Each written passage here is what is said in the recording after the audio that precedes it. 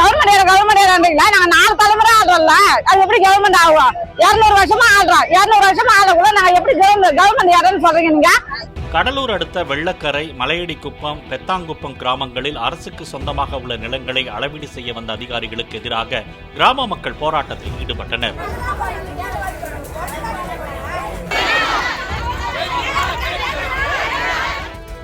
ஐயா, நாங்க 4 தலைமுறை ஆண்டுட்டு வரோம் ஐயா.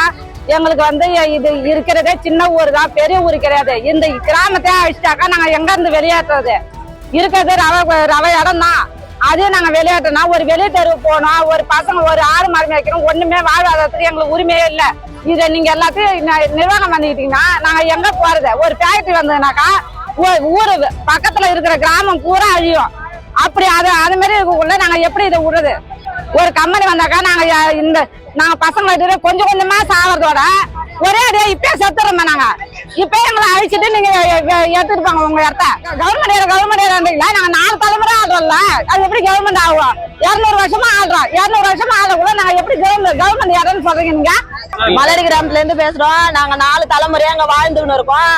எங்களை இப்ப திடீர்னு வெளியில போக சொல்றாங்க. நாங்க வெளியில போக முடியாது. நாங்க எல்லா அதிகாரிகிட்டும் மனு கொடுத்துருக்கோம். போனாலே எங்களுக்கு ரெஸ்பான்ஸ் பண்றது கிடையாது. எங்களை வெளியில போக சொல்றாங்க அதிகாரிங்க. நாங்க மருந்து குடிச்சோம்னா நீங்க தாராளமா மருந்து குடிச்சுக்கங்கன்னு சொல்றாங்க.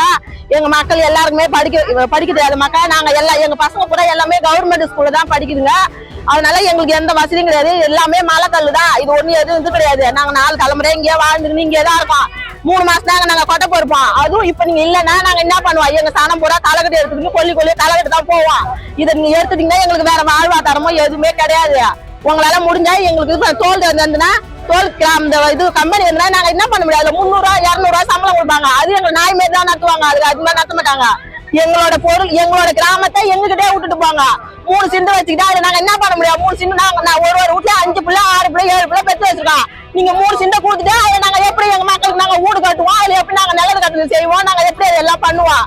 பக்கத்து பக்கத்துல இருக்கிற கிராமம் எங்களுக்கு எதுவும் மதிக்காதுங்க. எங்களோட கிராமத்தை எங்ககிட்டே ஒப்படைச்சிட்டு போங்க. தயவு செய்து உங்களை கையை எடுத்து கும்பிட்டு கேட்கறேன்.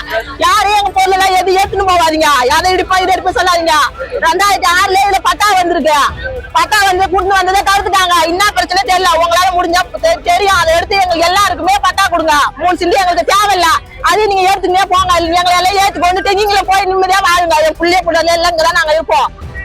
மலையடிக்குப்போம், கட்ராச்சாவடி, பெத்தாங்குப்பம், கொடுக்கம்பாளையம் உள்ளிட்ட பகுதியில் 200 ஆண்டுகளுக்கு மேலாக இங்கே பூர்வகுடி மக்களாக வசிக்கின்ற ஏழை எளிய விவசாயிகள் ஆளுக்கு 5 சென்ட் 4 சென்ட் மலையை விவசாய இடமாக திருத்தி அவர்கள் அங்கே விவசாயம் செய்து வருகிறார்கள். அந்த இடங்களுக்கு பட்டா கேட்டு கிட்டத்தட்ட 15 ஆண்டு காலமாக மாவட்ட ஆட்சியர் அலுவலகத்தை நாடிக்கொண்டு தொடர்ந்து அவர்கள் இரட்டடிப்பு செய்யப்பட்டு இதுவரையிலே பட்டா வழங்கப்படவில்லை. கடந்த மாதம் பட்டா வேண்டி மாவட்ட ஆட்சியரை சந்திப்பதற்காக இந்த கிராம மக்கள் கிட்டத்தட்ட 500க்கும் மேற்பட்டோர் மாவட்ட ஆட்சியரை சந்திக்க சென்றபோது மாவட்ட ஆட்சியர் அவர்களை நேரில் சந்திக்கவில்லை.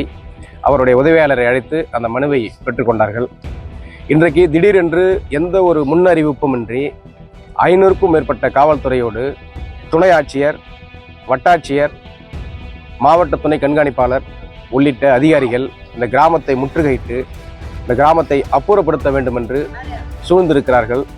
இதை கேள்விப்பட்டு அருகாமையில் இருக்கக்கூடிய கட்சிக்காரர்கள், பொறுப்பாளர்கள் அனைவரும் இங்கே ஒன்றிணைந்து அதை தடுத்து நிறுத்தி மாவட்ட நிர்வாகத்தோடு பேச்சுவார்த்தையில் ஈடுபட்டு கொண்டிருக்கின்றோம்.